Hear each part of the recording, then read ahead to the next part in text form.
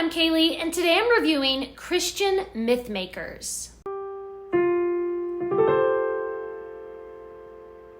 This is a book that analyzes different Christian authors through the centuries and talks about how their fantasy, their myths, their fairy tales have brought us closer to God. They give us a new perspective on Christianity. You can tell I enjoyed it because it is full of little tabs, and I actually underlined places that I really enjoyed, and I am not an underliner. Like, I do not write in my books, but every once in a while when it's nonfiction and a little sticky tab just won't do it, then I will underline sometimes with pencil. And so that really, more than anything, tells you how much I enjoyed this book.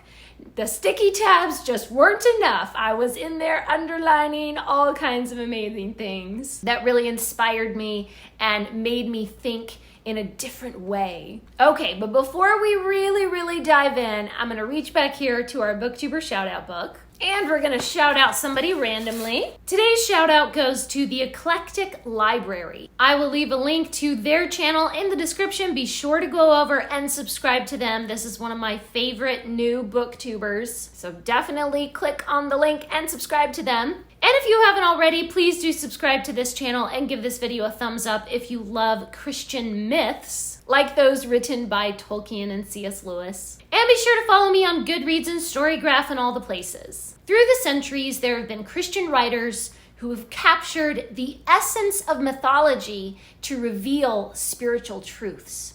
Their stories spark a new level of awareness in our imaginations and deeply touch our hearts. Through these Christian myths, we understand ourselves and our relationship with God in a new light. This book explores deep insights about the works of Dante, John Bunyan, George MacDonald, G.K. Chesterton, Charles Williams, J.R.R.Tolkien, and C.S. Lewis.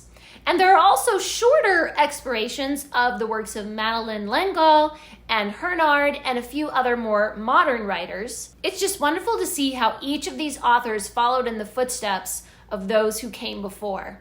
And we go in chronological order of the authors' lives, so you can really see how later authors built on the authors that had come before them. I loved the writing style in this book. It has all the scholarly research behind it, but the writing itself is powerful and inspiring.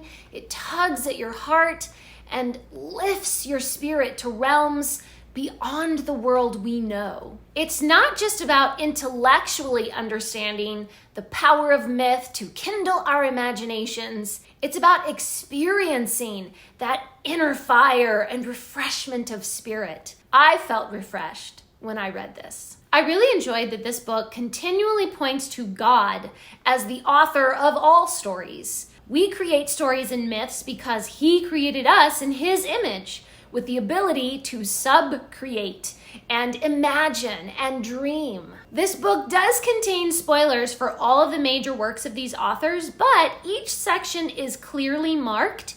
So if you don't want to be spoiled, it is easy to skip ahead. However, this book would be best enjoyed by readers who are already familiar with at least some of these authors and their famous works. A major part of the book is spent in analyzing Dante's Divine Comedy and Pilgrim's Progress, The Princess and Curdie, Phantastes and Lilith, and The Man Who Was Thursday, and of course The Lord of the Rings, and Lewis's Space Trilogy, and the Chronicles of Narnia, as well as Madeleine L'Engle's Wrinkle in Time series. If you are totally unfamiliar with those works, and other works by the featured authors, you're gonna miss a lot of the insights and the shrewd observations in this book. While reading about all these authors, I got motivated to go back and reread some of their works. So I made myself a little list. I made some little sticky notes of a list and that I kept writing in as I went through. Like, I gotta go back and read Pilgrim's Progress again for sure. So some of these are ones that I have never read before, and some of them are ones that I really want to go back and reread. So the ones that I've never read before are Dante's Divine Comedy.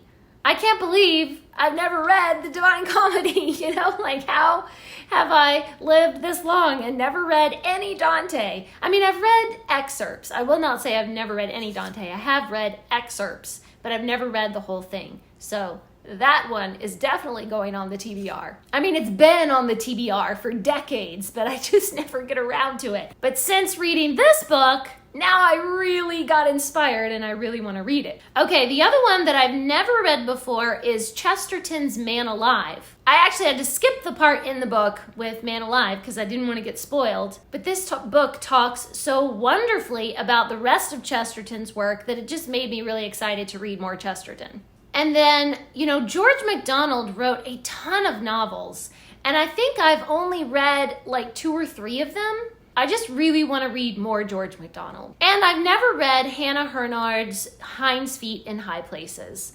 I can't believe that I've never read that. It's been on my TBR for decades. Like, people have been telling me, oh, you need to read Hind's Feet in High Places since I was a teenager, and somehow, I don't know, I just never picked it up. That needs to be rectified. Seriously. That needs to get read. Okay, then the ones that I want to reread, I want to go back and reread Pilgrim's Progress, for sure. I want to reread The Princess and Curdie and The Princess and the Goblin, and I want to reread Lilith and Fantasies, all those from George MacDonald.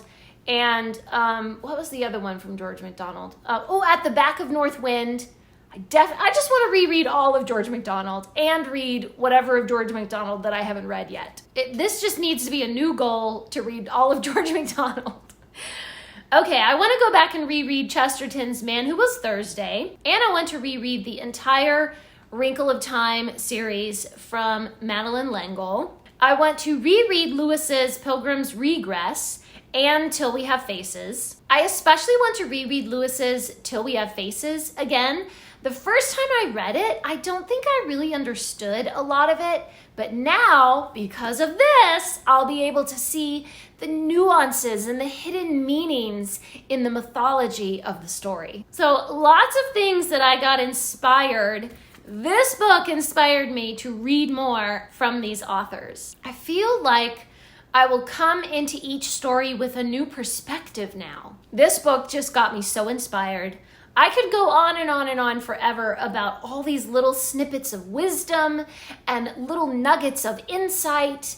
And I really love that it has like this broad picture of all these different authors through history and how their myths, their fantasy worlds, their imagination points us to the even bigger eternal perspective, eternal truths of Christianity. But he also takes the time to dive into these little details, little hidden meanings, little things that just have such an impact. This book is fabulous. If you love any of these authors, if you just love Christian fantasy and myths and allegory and all of that, this is a wonderful book to dive into. I promise it will give you that fresh perspective that you didn't even know you were looking for. I gave this 5 stars. Absolutely fantastic. Please leave me a comment and let me know which one of these that I've talked about today is your favorite author. We'll do kind of a little poll down in the comments, who is your favorite author from the ones listed here.